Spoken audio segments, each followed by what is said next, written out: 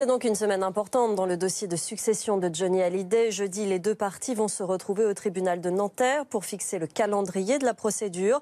D'après nos informations, ces deux parties se seraient déjà parlé il y a quelques jours, mais sans résultat. Martin Cangelosi.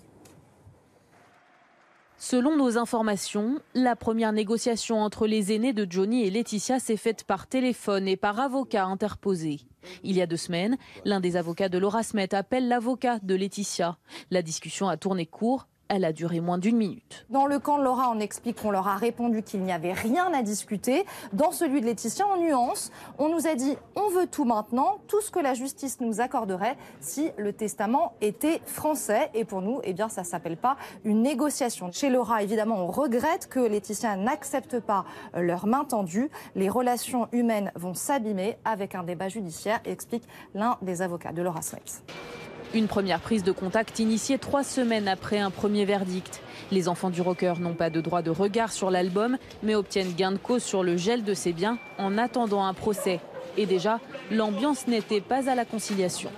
On raconte à grand renfort d'interviews ces derniers jours à quel point il était diminué. Et ça, c'est au-delà d'être indécent, c'est tout simplement scandaleux. Laetitia est une femme seule, qui est aujourd'hui prise dans cette campagne insupportable par des personnes qui sont là pour de l'argent.